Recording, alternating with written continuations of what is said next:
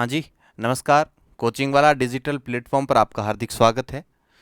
जैसा कि आपको पता है, अपन कार्टोग्राफी मानचित्र कला की क्लासेस कर रहे थे, जिसमें अपन ने 2 क्लास की, 2 टॉपिक पूरे कर लिए, जिसमें एक पहला टॉपिक था अपना मानचित्र एवं उनके प्रकार। दूसरा टॉपिक अपन ने किया, उसमें मापनी स्केल को किया, स्केल कौन से टाइप की होती है, कितने प्रकार होती है, और स्केल को या मापनी को लिखने या प्रदर्शित करने के कौन कौन से मेथड हो सकते हैं, उन मेथड की बात की, उन पद्धति की बात की। इसी क्रम में अपन आज तीसरे टॉपिक के रूप में अक्षांश एवं देशांतर रेखाएं करेंगे, और कौन कौन सी देशांतर रेखाएं, कौन कौन सी अक्षांश रेखाएं प्रमुख है, और इनका रोल क्या है, उपयोग क्या है, इनको भी जानेंगे। तो अपन देखेंगे कि ऐसे कौन कौन से बिंदु है जो कि परीक्षा की दृष्टिकोण से महत्वपूर्ण है, वो तमाम बिंदु करेंगे। तो आइए अपन स्टार्ट करते हैं बिना बिना कोई समय जाया किए। तो आज अपन करेंगे अक्षांश अक्षांश एवं देशांतर देशांतर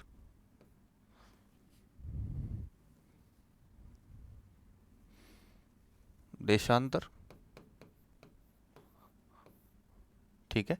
अब अक्षांश एवं देशांतर में अपन ये जानेंगे, इससे पहले कुछ ऐसी बातें जो बेसिक है वो तमाम बता देता हूँ आपको, कि अक्षांश और देशांतर को समझने से पहले कौन कौन से ऐसे शब्दावली है जो जाननी जरूरी है।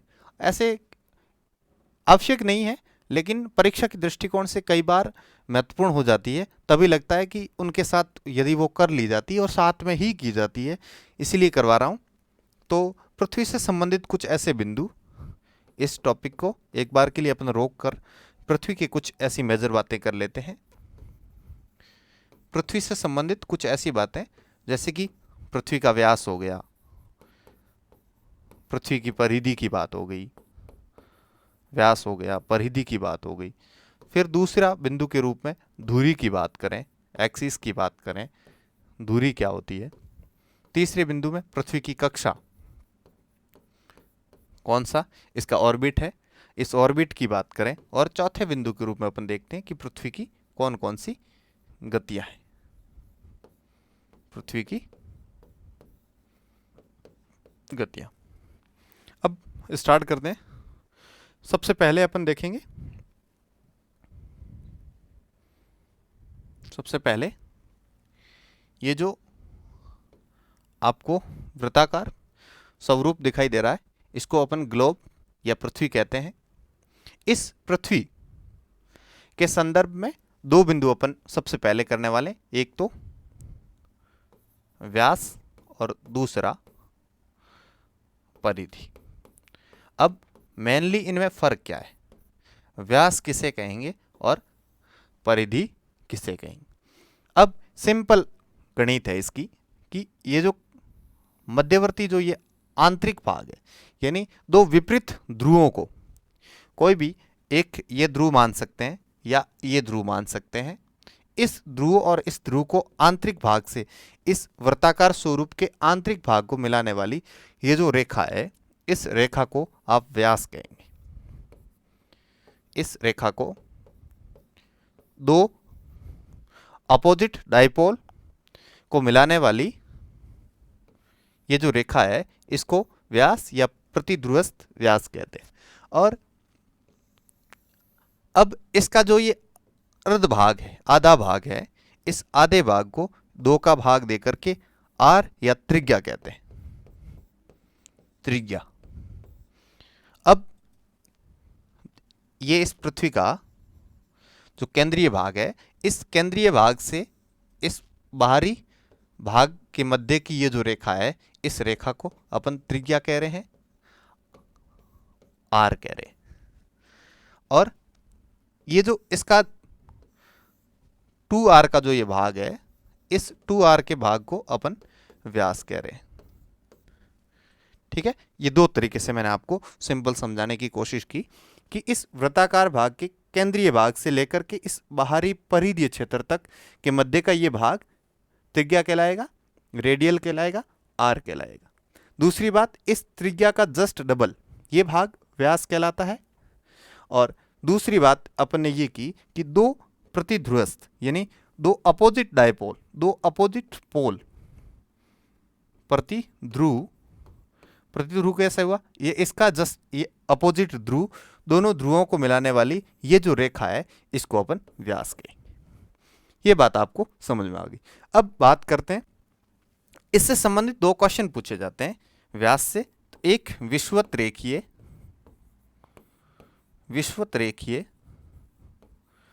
व्यास और एक ध्रुवीय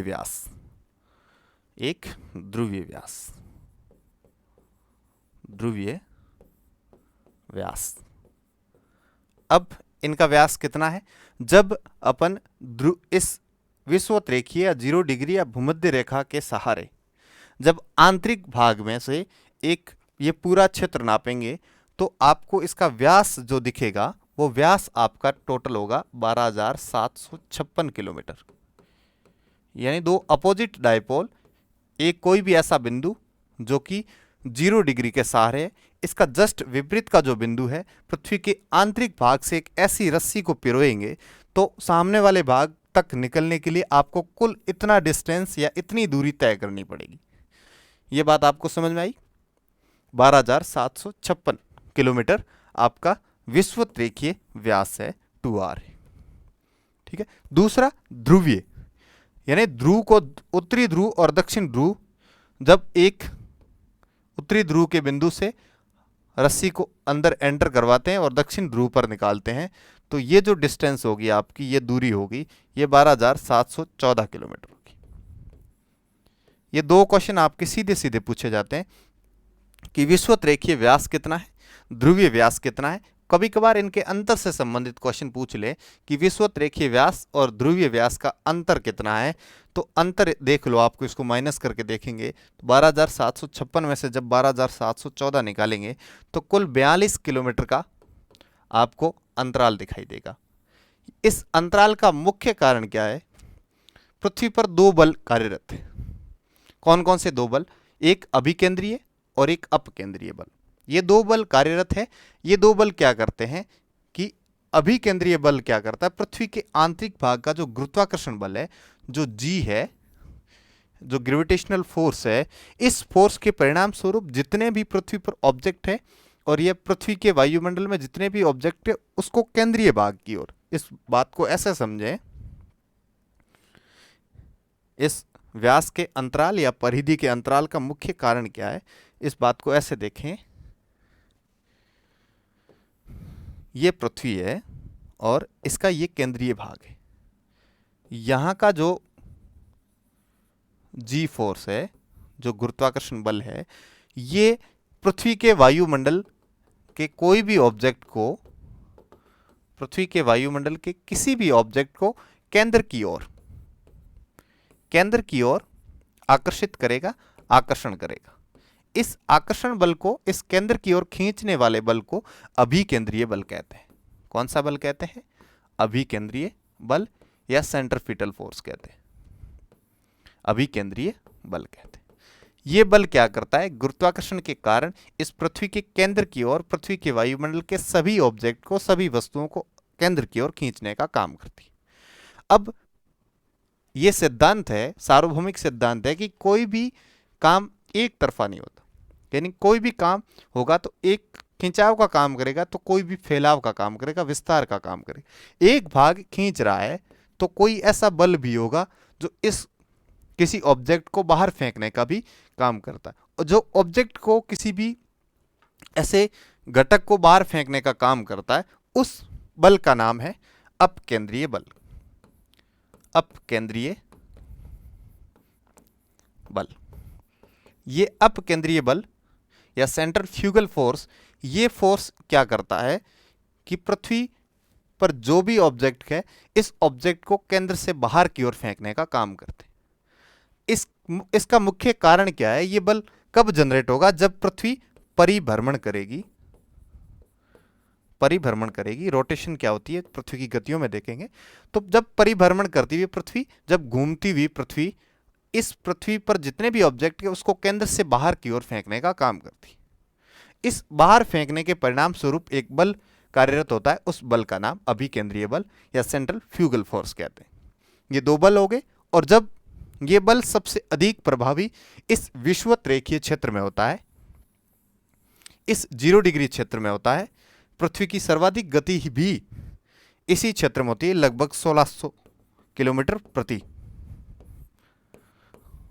आवर, 1600 किलोमीटर, ठीक है। ये लगभग इस क्षेत्र की गति है। पृथ्वी इतनी स्पीड से घूमती है, और इस स्पीड से घूमने के कारण इस भाग की जो भी ऑब्जेक्ट है उसको बाहर की ओर फेंकने का काम करती। तो यहाँ की जो चट्टान है वो भी बाहर की ओर विस्तारित होती गई, और इस विस्तार के परिणाम स्वरूप इसका व्यास बढ़ गया। अब दो बल की बात हो गई और ये चीज होगी, ठीक है। अब अपन बात करते हैं परिधि की।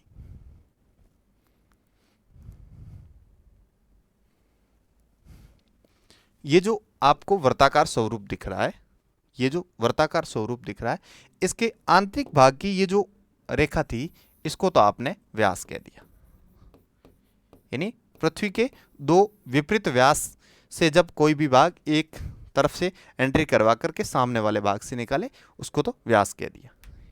या दोनों परिधि क्षेत्र को विपरीत व्यास वाले बिंदुओं को मिलाने वाली रेखा आपकी व्यास कहलाएगी। और इसका जो ये आउटर पार्ट है, ये जो बाहरी भाग है, इस भाग को, इस बाहरी रेखा को परिधि कहते हैं। यानी इस केंद्र के सहारे जिस वृत्त का निर्माण होता है, इस वृत्त का ये जो आउटर पार्ट है, ये बाहरी क्षेत्र है, ये परिधि कहलाता है। ठीक इसी प्रकार के दो क्वेश्चन इससे संबंधित पूछे जाते हैं कि विषुवत रेखीय परिधि कितनी है, विषुवत रेखीय परिधि कितनी है, और दूसरा क्वेश्चन आपका पूछा जाता है ध्रुवीय परिधि कितनी है। अब सीधा सीधा फैक्चुअल है कि इसका ये जो आउटर पार्ट है, ये आपका कुल, यानी इस भाग से एक रस्सी लेकर के आदमी बाहरी भाग से घूमते हुए वापस उसी स्थान तक आता है, तब तक कुल कितनी दूरी तय करेगा। इसको दो तरीके से नापते हैं। एक तो इस भाग से ऐसे, यानी नॉर्थ पोल से लेकर के साउथ पोल, और दूसरा इस 0 डिग्री के सहारे। इस 0 डिग्री सहारे नापेंगे, उसको भूमध्य या विषुवत रेखीय, भूमध्य रेखीय या विषुवत रेखीय परिधि कहेंगे, और इस भाग की जो परिधि होगी उसे ध्रुवीय परिधि कहेंगे। अब ये जो परिधि है, ये परिधि आपकी 40,075 किलोमीटर है। कितनी है? 40,075 किलोमीटर। और ये जो आपकी ध्रुवीय परिधि है, ये आपकी 40,008 किलोमीटर है। और इन दोनों का मध्य का जो अंतराल है वो माइनस करने पर आपको प्राप्त होगा 67 किलोमीटर या 67 किलोमीटर, 67 किलोमीटर, 67 किलोमीटर। ये आपका 2 हो गया। और इसके ये भाग का विस्तारित होने का कारण क्या है? दो फोर्स काम करते हैं, अभिकेंद्रीय और अपकेंद्रीय बल। उन दोनों बलों की बात कर ली। अब अपन नेक्स्ट कौन सा बिंदु करने वाले हैं? अब अपन बात करते हैं धुरी की। एक्सिस की बात करें या धुरी की बात करें तो धुरी क्या होती है? जिस अक्ष के सहारे पृथ्वी परिभ्रमण करती है। अब अक्ष के क्या होगा? इस अक्ष की बात करें, एक्सिस की बात करें तो एक्सिस की बात करें तो एक्सिस की बात करें तो ये जो आपको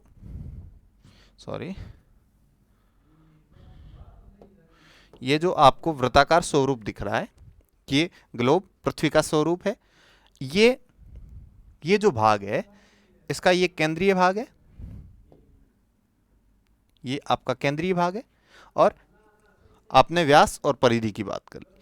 अब बात करते हैं अपन अक्ष या एक्सिस या धुरी की बात करते हैं। एक्सिस की बात करें, धुरी। अब धुरी क्या होता है? ये इसका तल हो गया, जिस तल के सहारे पृथ्वी अपना कोण या एंगल डिसाइड करती है। ये पृथ्वी का तल हो गया, इसे कक्षा तल कहते हैं, इसे ऑर्बिटल प्लेन कहते हैं। ठीक है, कक्षा तल कहते हैं। जिस तल के सहारे पृथ्वी अपने अक्ष, ये जो पृथ्वी का, अब इसके साथ दो एंगल बनेंगे, आपको मैं दो एंगल दिखा देता हूं। दो एंगल कौन से? ये दो एंगल, ये दो एंगल की बात कर रहा हूं मैं। ये आपकी पृथ्वी है, ये इसका केंद्रीय भाग है, और ये आपका कक्षा तल है। और इस तल के सहारे एक अभिलंब खींचा जाता है, एक लंब खींचा जाता है, जिसका कोण होता है आपका 90 डिग्री। ठीक है, इस अभिलंब के सहारे ये कोण है, लेकिन ये पृथ्वी अपने इस अभिलंब या इस अक्ष के सहारे, जो पृथ्वी का वास्तविक अक्ष ये है, जो कि इस 90 डिग्री ना होकर इतना झुकाव के साथ, जो कि झुकाव आपका है 23.5 डिग्री, ये भी बात करेंगे। लेकिन इस झुकाव के सहारे ये आप पृथ्वी का वास्तविक अक्ष बनता है, और इस लंब के सहारे, इस लाइन के सहारे, इस अक्ष के सहारे जिस रेखा, यानी इसकी परिभाषा एग्जैक्टली बात करें तो जिस काल्पनिक रेखा के सहारे पृथ्वी अपना परिभ्रमण करती है, रोटेशन करती है, घूमती है, उसको पृथ्वी का अक्ष कहेंगे। क्या कहेंगे? पृथ्वी का अक्ष कहेंगे। ये पृथ्वी का अक्ष कहलाता है, एक्सिस कहलाता है, और इस रेखा को धुरी कहते हैं। इस धुरी के सहारे पृथ्वी घूमती है, और ये पृथ्वी का जो 90 डिग्री न होकर के ये आपका 23.5 डिग्री इसका वास्तविक झुकाव है। यानी पृथ्वी अपने तल के सहारे जिस जो अक्ष का निर्माण करती है, इस अक्ष के सहारे पृथ्वी 90 डिग्री न होकर के झुकी हुई है, और ये झुकाव जो आपका है ये 23.5 डिग्री का है। ये बात आपको समझ में आई? दूसरी बात कि जब 23.5 डिग्री का झुकाव है तो इस कक्षा तल के सहारे, इस ऑर्बिटल प्लेन के साथ कितने डिग्री का कोण बनाई? जब आप इस सीधी रेखा को 90 डिग्री मानते, जब पृथ्वी एकदम सीधी होती तो 90 डिग्री का एंगल था, इसके साथ कोई दूसरी बात नहीं होती कि पृथ्वी अपने अक्ष के सहारे 90 डिग्री है और तल के सहारे भी 90 डिग्री, तब तो कहानी कोई होती नहीं। लेकिन पृथ्वी 90 डिग्री न होकर के वास्तविक अपने अक्ष के सहारे झुकी हुई है। झुकी हुई कितनी? 23.5 डिग्री। और इस तल के सहारे जो 90 डिग्री का एंगल बनना चाहिए वो ना बन करके ये जो बीच का जो रह गया शेष, ये आपका 66.5 डिग्री का कोण बनाती है। यानी पृथ्वी अपने तल के सहारे 66.5 डिग्री का कोण बनाती है, वहीं 23.5 डिग्री का झुकाव रख रही है। और ये कैसे ज्ञात किया? तो आप 90 डिग्री में से जैसे ही 23.5 डिग्री को माइनस करेंगे तो आपको ये डिजिट प्राप्त हो जाएगी। ठीक है, ये बात समझ में आई? दूरी की बात हो गई, अक्ष की बात हो गई। जब जिस काल्पनिक रेखा के सहारे पृथ्वी परिभ्रमण करती है, रोटेशन करती है, घूमती है, उसे अक्ष कहेंगे, धुरी कहेंगे। और ये इसका तल हो गया, कितने डिग्री का कोण बनाता है। और ये आपके क्वेश्चन आता है कई बार 23.5 डिग्री का, 66.5 डिग्री का, कई बार कक्षा तल के सहारे पूछ लेंगे, कभी धुरी के सहारे पूछ लेंगे, और अपनी कितना झुकाव रखती है, ये तमाम बातें। ठीक है, अब बात करते हैं पृथ्वी की कक्षा। पृथ्वी की कक्षा, पृथ्वी की कक्षा यानी जिस कक्षा में पृथ्वी रह करके सूर्य के चारों ओर चक्र लगाती, अपना परिक्रमण करती है, उसे पृथ्वी की कक्षा कहेंगे, उसे पृथ्वी का ऑर्बिट कहेंगे। अब पृथ्वी की अपन गतियों की बात करेंगे तो पृथ्वी दो प्रकार की गति करती है, जिसमें एक परिभ्रमण जो कि अक्ष के सहारे, और एक परिक्रमण जो कि किसी खगोलीय पिंड के चारों ओर, और वो खगोलीय पिंड आपका है सूर्य। वो आपका खगोलीय पिंड है सूर्य। इस सूर्य के इस सन के चारों ओर चक्र लगाती है, और इस चक्र लगाने के परिणाम स्वरूप जो ये दीर्घ वर्ताकार इलिप्टिकल शेप, ये दीर्घ वर्ताकार जो स्वरूप बनता है, ये जो पाथ बनता है दीर्घवृत्ताकार, इसको दोबारा बना देता हूं।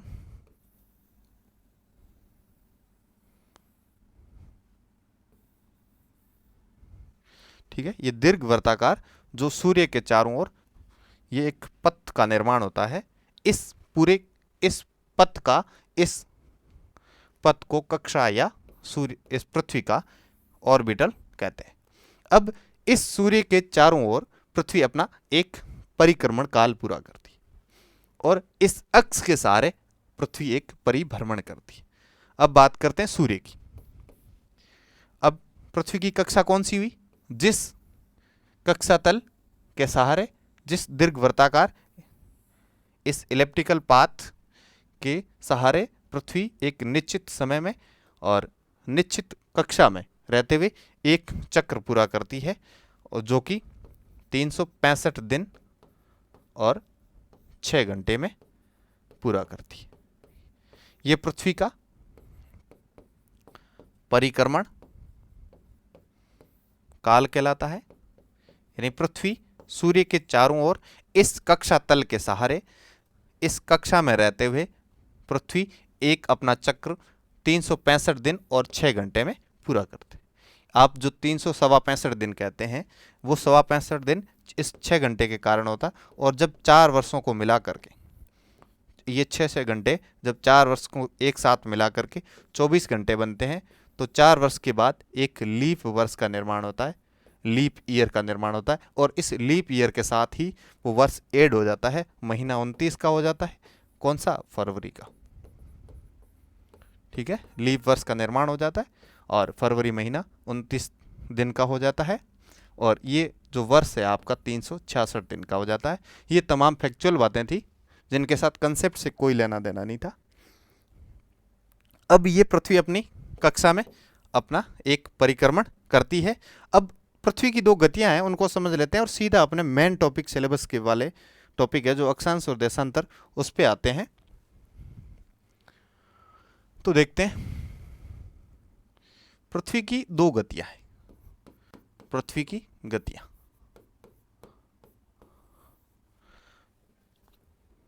अब पृथ्वी की गति कौन कौन सी है? एक गति आपकी होगी परिभ्रमण, और दूसरी आपकी गति हो गई परिक्रमण। ठीक है, एक गति हो गई आपकी परिभ्रमण और एक हो गया आपका रोटेशन और एक हो गया आपका रिवोल्यूशन। ठीक है, अब मैं इनकी बात करूं तो परिभ्रमण किसे कहेंगे? अभी अपन ने देखा कि जिस अक्ष के सहारे, जिस धुरी के सहारे पृथ्वी पश्चिम से पूर्व अपना एक रोटेशन पूरा करती हो, उसे अपन परिभ्रमण काल कहेंगे या परिभ्रमण गति कहेंगे। अब ये पृथ्वी का जो परिभ्रमण काल है ये आपका 23 घंटे 56 मिनट और 4 सेकंड,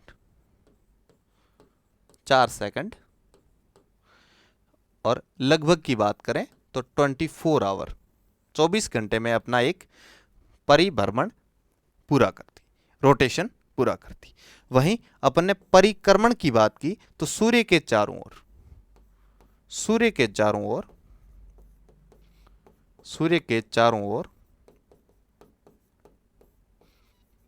पश्चिम से पूर्व, वेस्ट टू ईस्ट, पश्चिम से पूर्व अपना एक दीर्घवृत्ताकार कक्षा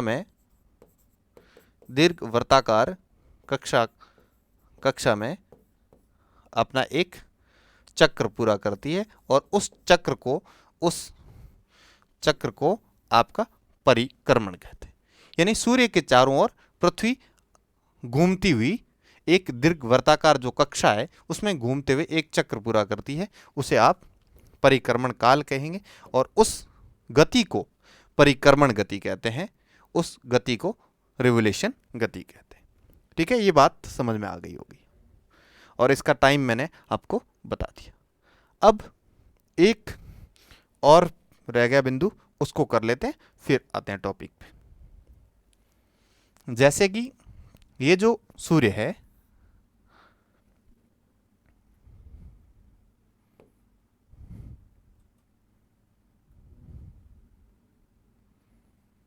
ये जो आपका सूर्य है,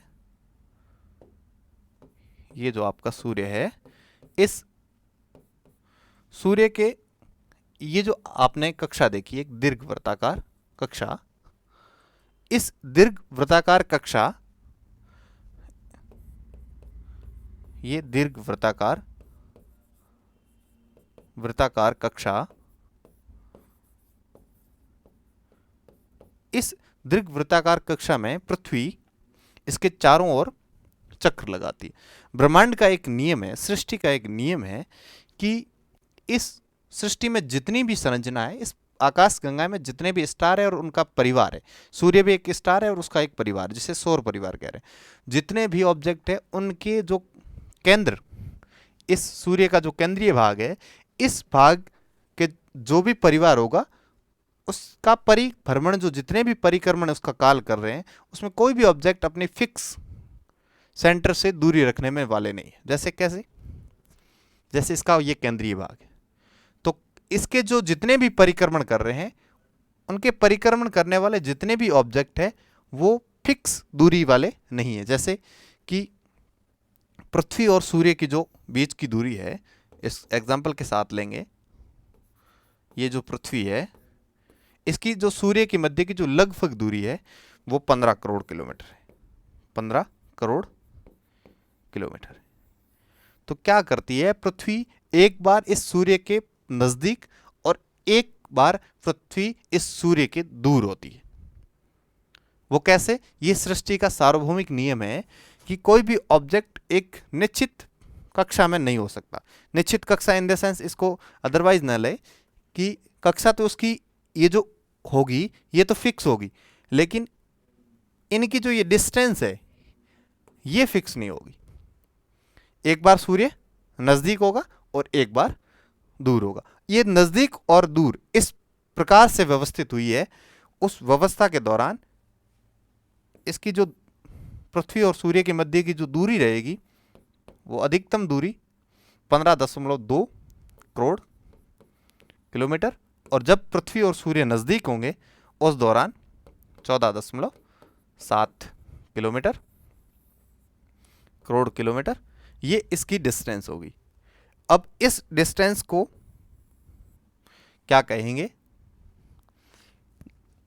इस डिस्टेंस को ये कहेंगे, आप देखो, सूर्य को इंग्लिश में कहते हैं हेलियो, हेलियो, ठीक है, हेलियो कहते हैं। और इस ये जो लाइन है, इस लाइन को हेलियोसेंट्रिक कहते हैं। सूर्य इसके केंद्र में है, इसे हेलियो सेंट्रिक कहेंगे, ठीक है। अब एक बार दूर होगा और एक बार नजदीक होगा। अब कोई भी चीज नजदीक है उसे उपसौर कहेंगे, प्रेजेंट है, उप है, उपस्थित है। इस चीज को उपस्थित या उपसौर को आपको पेरीहेलियो, पेरीहेलियो या उपसौर कहेंगे। पृथ्वी सूर्य के सबसे नजदीक, जो कि ये डिस्टेंस आपकी होगी, जो दूरी होगी 14.7 करोड़ किलोमीटर, और इसको पेरीहेलियो या उपसौर कहेंगे। और जब पृथ्वी और सूर्य अपनी अधिकतम दूरी होंगी उसको अपसौर कहेंगे, इसे एपीहेलियो, इसे एपीहेलियो कहेंगे, ठीक है। ये अपसौर और उपसौर की घटना होती कब है, ठीक है। ये बात करें तो आपका जो उपसौर की है ये आपके 4 जुलाई को होती है, 4 जुलाई। इस दिन क्या प्रभाव पड़ेगा? तो जब सूर्य नजदीक होगा तो 7% अपने टेम्परेचर में वृद्धि होगी। जब सूर्य पृथ्वी के नजदीक होगा उस दौरान 7% टेम्परेचर में इंक्रीज होगा, बढ़ोतरी होगी। जब दूर होगा तब क्या होगा, तो 7% टेम्परेचर में कमी हो। और ये घटना होगी आपके 3 जनवरी को। ये दो डेट ध्यान रखना। उपसौर, अपसौर कहते हैं, पेरीहेलियो या इसे एपीहेलियो, उसे पेरीहेलियो। ये डिस्टेंस कितनी है, और इस ऑब्जेक्ट के साथ ये बिंदु ध्यान रखना। और आपके दिमाग में एक क्वेश्चन आता होगा कि जब 4 जुलाई को गर्मी होती है और उस दौरान ये जो नज़दीकी भाग होने के कारण ये जो क्षेत्र है ना, 4 जुलाई को अपने यहाँ इतनी गर्मी क्यों नहीं होती, वास्तविक गर्मी से तो अधिक होती है, ठीक है ना। तो इसके साथ क्या है कि 4 जुलाई में जो पृथ्वी है